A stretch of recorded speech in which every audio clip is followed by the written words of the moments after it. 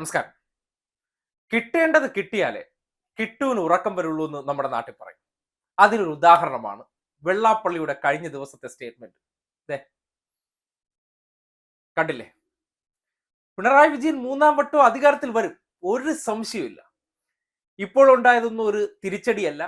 കേരളത്തിൽ മൂന്നാം തവണയും ഇടതുപക്ഷ സർക്കാർ അധികാരത്തിൽ വരാൻ പോകുന്നു എന്ന് അദ്ദേഹത്തിന് പെട്ടെന്നൊരു ഉൾവിളി ഉണ്ടായിരിക്കുകയാണ്. ഇത്രയും ദിവസം അദ്ദേഹം അണ്ടർഗ്രൗണ്ടിൽ കൂടെ സംഘപരിവാറിന് വേണ്ടി പണിയെടുത്ത് സംഘപരിവാറിനെ ലോക്സഭയിലേക്ക് വേണ്ട സഹായങ്ങളൊക്കെ ചെയ്ത് ശോഭാ സുരേന്ദ്രന് വേണ്ടി പ്രവർത്തിക്കാനായിട്ട് സ്വന്തം ഭാര്യയെ പോലും പറഞ്ഞു വിട്ട ആ മഹാൻ പെട്ടെന്ന് എങ്ങനെയാണ് ഇങ്ങനെ ഒരു ഉൾവിളി ഉണ്ടായെന്നല്ലേ?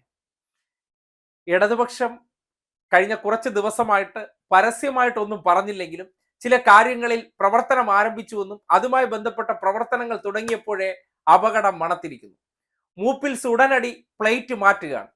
ഇത്രയും ദിവസം സംഘപരിവാറിന് വേണ്ടി വിടുപണി ചെയ്ത മനുഷ്യൻ, അതായത് SNDPയുടെ അട്ടിപ്പേർ അവകാശം മുഴുവൻ കഴിഞ്ഞ കുറെ കാലമായിട്ട് ആ പേരിൽ വെച്ച് അനുഭവിച്ച് കുടുംബത്തെയും വളർത്തി വീട്ടിലിരുന്ന അദ്ദേഹത്തിന്റെ ഭാര്യ, മകൻ ഇവരെല്ലാം SNDPയുടെ ഔദാര്യത്തിൽ ഇപ്പോൾ ജീവിക്കുകയാണ്. ആ മനുഷ്യരെ വിറ്റ്, അല്ലെങ്കിൽ ആ മനുഷ്യർക്ക് കൺകണ്ട ദൈവം ഇപ്പോൾ ശ്രീനാരായണ ഗുരു അല്ല, ഞാൻ നാരായണ ഗുരുവിനെ മാറ്റിക്കൊണ്ട് ആ സ്ഥലത്താകാൻ പോകുന്നു എന്ന നിലയിൽ നടന്നതാണ്.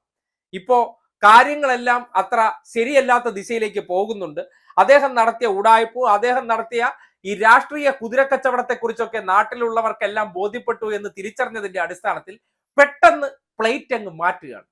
പണ്ടേ ഇതാണ്, രണ്ട് വള്ളത്തിൽ കാലി ചവിട്ടുകയാണ്. മകനെയും അത് പഠിപ്പിച്ചിട്ടുണ്ട്. കാര്യം മകനെ പറഞ്ഞ് സേഫായിട്ട് നേരെ സംഘപരിവാറിനോടൊപ്പം വിട്ടിരിക്കുകയാണ്. അവിടെ നിന്ന് കിട്ടാനുള്ളതെല്ലാം മകൻ വഴി നമുക്ക് കിട്ടും.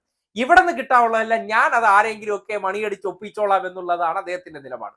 ആ നിലയ്ക്കുള്ള പ്രവർത്തനങ്ങൾ നടത്തി വന്ന അദ്ദേഹമാണ് ഇക്കഴിഞ്ഞ ലോക്സഭാ തെരഞ്ഞെടുപ്പിൽ ഈ നാട്ടിൽ സംഘപരിവാറിന് വലിയ സ്വാധീനമില്ലെങ്കിലും തിരുവനന്തപുരത്ത് SNDP ശാഖകളിലെ മുഴുവൻ പേർക്കും രാജീവ് ചന്ദ്രശേഖരൻ കൊണ്ടുവന്ന് എല്ലാ ശാഖകളിലേക്കും പൈസ കൊടുത്തിട്ട് അവിടുത്തെ ഈ മൈക്രോ ഫിനാൻസുകാരെ കൊണ്ടെല്ലാം വോട്ട് ചെയ്യിച്ച് അവർക്ക് വേണ്ടി പണിയെടുത്തതിന് ശേഷവും അദ്ദേഹത്തിന്റെ ഭാര്യ പ്രീതി നടേശൻ ശോഭാ സുരേന്ദ്രനോടൊപ്പം പ്രചരണത്തിന് പോയ കാര്യങ്ങൾ പുറത്തു വന്നപ്പോൾ അന്ന് അദ്ദേഹത്തിന്റെ മറുപടി ഞാൻ അറിഞ്ഞില്ല എന്നാണ്. കാര്യം വീട്ടിനകത്ത് നടക്കുന്ന കാര്യങ്ങൾ പോലും അറിയാത്ത ഈ മഹാൻ SNDPയുടെ കാര്യങ്ങൾ എങ്ങനെ നോക്കുന്നു എന്ന് ആ സന്ദർഭത്തിൽ സംശയമുണ്ടായി. എന്തായാലും ഈ വിഷയവുമായി ബന്ധപ്പെട്ട് കഴിഞ്ഞ ദിവസം അദ്ദേഹം നടത്തിയ വാർത്താ സമ്മേളനത്തിൽ പറഞ്ഞ കാര്യങ്ങൾ ഇപ്പോ അദ്ദേഹത്തിന് തന്നെ ബോധ്യപ്പെട്ടിരിക്കുകയാണ്.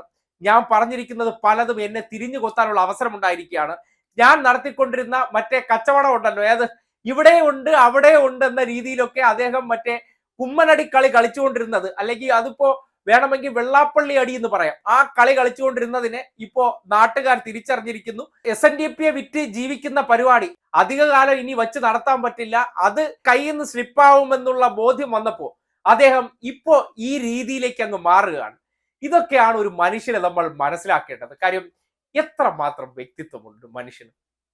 ഈ അടുത്ത കാലത്താണ് എന്തുകൊണ്ട് ഇത് പറഞ്ഞു എന്ന് പറഞ്ഞാൽ മുസ്ലിം പ്രീണനം ഇടതുപക്ഷത്തിന് കൂടിയെന്നാണ് അദ്ദേഹം പറയുന്നത്. അതായത് സ്വന്തം മകൻ കള്ളക്കച്ചവടത്തിന് വേണ്ടി എവിടെ പോയപ്പോ, ഗൾഫിൽ പോയപ്പോ യൂസുഫ് അലി വേണം, യൂസുഫ് അലിയുടെ സഹായം വേണം, അപ്പൊ മുസ്ലിം അല്ല, മുസ്ലിമിന്റെ സഹായം എന്റെ ആവശ്യത്തിനനുസരിച്ച് എന്റെ കുടുംബത്തിന് എന്റെ മക്കളെ ആവശ്യമാണെങ്കിൽ ഞാൻ നേരിടും. എന്നിട്ട് സംഘപരിവാറിന് വേണ്ടി നമ്മൾ ഇവിടെ വന്നിട്ട് മുസ്ലിം വിരുദ്ധത പറയും. എന്തൊരു വൃത്തികെട്ട മനുഷ്യനാണ്. അതുകൊണ്ട് ഈ പറയുന്ന വാചകങ്ങളൊന്നും ആരും വിശ്വസിക്കേണ്ടതില്ല. അവസരവാദപരമായിട്ട് പറയുന്ന കാര്യം അറിയാലോ. ഇവിടത്തെ പിന്നോക്ക വികസന കോർപ്പറേഷനിൽ നിന്ന് നിങ്ങൾ 15 കോടി രൂപയാണ് എടുത്തിരിക്കുന്നത്. എണ്ണി എണ്ണി മറുപടി പറയേണ്ട അവസ്ഥ വരും. കാര്യം 1-2 പൈസക്കല്ല, കേവലം 2% പലിശയ്ക്ക് എടുത്തിട്ട് പാവപ്പെട്ട മൈക്രോ ഫിനാൻസുകാർക്ക് 15% പലിശയ്ക്ക് കൊടുത്ത കൊള്ളക്കാരനാണ് വെള്ളാപ്പള്ളി, ഒരു സംശയമില്ല. ആ രീതിയിൽ കൊള്ളത്തരം നടത്തിയതിനെ VS വലിച്ചെടുത്ത് പുറത്തിട്ട് ഈ ജയിലഴി എണ്ണിക്കുമെന്നുള്ള രീതി എത്തിയപ്പോഴാണ് അദ്ദേഹം അന്ന് 10 മടക്കിയിട്ട് മര്യാദയ്ക്കൊക്കെ നിൽക്കാൻ തുടങ്ങിയത്.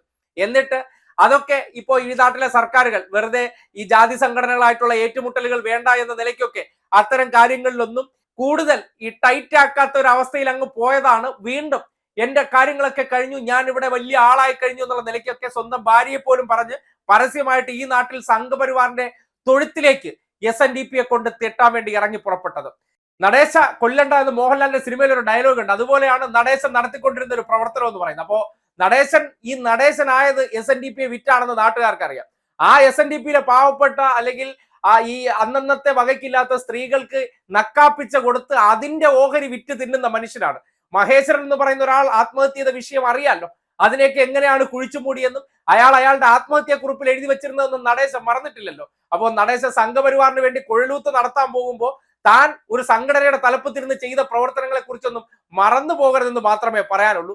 ഇപ്പോൾ ഉണ്ടായിരിക്കുന്ന ഈ ഉൾവിളിയൊക്കെ അത് വലിയ ആത്മാർത്ഥതയോടുകൂടിയാണെന്ന് ചിന്തിക്കാനെന്ന് ഈ നാട്ടിലുള്ളവർ പൊട്ടന്മാരല്ല എന്ന് മാത്രം ഈ സന്ദർഭത്തിൽ അറിയിക്കുകയാണ്. സ്വന്തം കാര്യസാധ്യത്തിന് വേണ്ടി ആരെ വേണമെങ്കിലും വിളിക്കുന്ന സ്വഭാവക്കാരനാണെന്ന് മകന്റെ കേസുമായി ബന്ധപ്പെട്ട് അവിടെ അറിയാലോ. അവിടെ കോടിക്കണക്കിന് രൂപയുടെ പ്രശ്നം ഉണ്ടായപ്പോൾ അത് തീർക്കാൻ വേണ്ടി യൂസുഫ് അലി വേണ്ടി വന്നു. യൂസുഫ് അലി ഉൾപ്പെടെയുള്ളവരുടെ ജാതിയും മതവും അന്ന് പ്രശ്നമല്ല. പക്ഷെ ഇവിടെ വന്നിട്ട് ഇപ്പോ മുസ്ലിം പ്രീണനമാണ്, പിന്നോക്കക്കാരെ കാണുന്നില്ല എന്നൊക്കെ പറയുന്നത് ഒരു തരം മറ്റേ സംഘപരിവാറിന്റെ തൊഴുത്തിൽ നിന്നുകൊണ്ട് ഈ നാട്ടിലെ പാവപ്പെട്ടവരെ അവർക്ക് കച്ചവടം ചെയ്ത് പണം ഉണ്ടാക്കുന്ന പരിപാടിയാണെന്ന് ഈ നാട് തിരിച്ചറിഞ്ഞിട്ടുണ്ട്. അതുകൊണ്ട് ഇമാതിരി ഗിമ്മിക്ക് ഡയലോഗൊക്കെ അടിച്ചിട്ട് തനിക്ക് ഇപ്പോൾ ഉണ്ടായിരിക്കുന്ന വലിയ തിരിച്ചടി അല്ലെങ്കിൽ തനിക്കെതിരെ ഉണ്ടായിരിക്കുന്ന വലിയ വികാരം അത് തണിപ്പിക്കാമെന്നും കരുതണ്ട. താൻ എന്ന ഉടായ്പിനെ ഈ സമൂഹം മനസ്സിലാക്കി കഴിഞ്ഞു എന്ന് മാത്രമേ വെള്ളാപ്പള്ളിയോട് പറയാനുള്ളൂ.